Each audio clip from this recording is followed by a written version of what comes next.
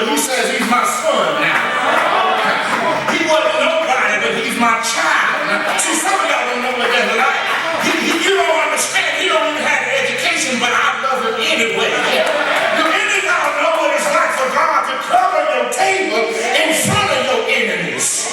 So when you're on your job and God covers you, they talking about firing you, but when you get in, instead of getting fired, you get a promotion. What God covered? Somebody ought to tell your neighbor, he'll cover your situation. I got anybody in here that God has ever covered your family. That's why you got your house that you live in. You know you can't afford it, but God covered that thing. That's why you got the new car that your credit wasn't good enough to get because God covered you. Y'all still missing what I'm telling you. God covered you in the midst. Watch what he says. He says he calleth thee, which presents an opportunity. And he says in verse 50 and 52, and we're going home, he says, and he casting away his garments, rose and came to Jesus. And Jesus answered and said unto him, what wilt thou that I should do unto thee? The blind man said unto him, Lord, that I might receive my sight. Jesus said unto him, go thy way, thy faith have made thee whole. And immediately he received his sight and followed Jesus in the way. Third point, when you're in the need of a breakthrough, you have to have expectations. Notice in verse 50, the text said when he called at him, he took off all of the old mess. See, some of us got to understand that when we're going through to our breakthrough, you can't bring wilderness stuff into the promised land. You got to let some stuff go. The blind man took all of his old garments off because he realized that he had been advanced to be a child of the king.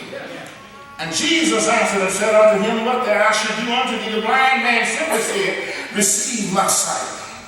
The blind man realized that if he could just see again, that everything else in life could work itself out. He didn't ask for a new home. He didn't ask for a new car. He simply just wanted to see. And Jesus said unto him, go your way, thy faith hath made thee whole. Immediately he received his sight and followed Jesus in the way. The man had expectations. And that's all I'm trying to tell you tonight, and I'm done. That you've got to have expectations. When you believe that God is going to do something for you, you've got to have expectations. I was looking at one time and I heard a story about a farmer. And the farmer was a preacher. And he had a small church. And it was something because in the small church, in the small community, they needed rain. And so the preacher called and told the people, said, y'all come on, we're going to pray for rain. And said he prayed and he prayed. And said the people prayed and they prayed. And said that finally the preacher said, do y'all believe it's going to rain? And they all waved their hand and said, yeah, Reverend, it's going to rain. And so the preacher said, well, we'll meet in this place tomorrow and we'll see what happens. And so said when the next day came, said the preacher got up and stood before the people and he was disheartened and confused. And they said, Reverend, what's wrong with you? And the preacher said, because y'all said that y'all believed that it was going to rain. And they said, we do believe that it's going to rain. And the pastor said, no, you can't believe that it's going to rain. And they asked him, said, well, Reverend, why do you say we didn't believe that it's going to rain? And the preacher looked at him and said, because I'm the only one that brought my umbrella along with me. You've got to have expectations that God will make a way out of no way.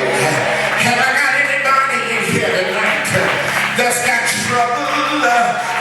life right now. Is there anybody here tonight that need God to make a way for you tonight? Is it anybody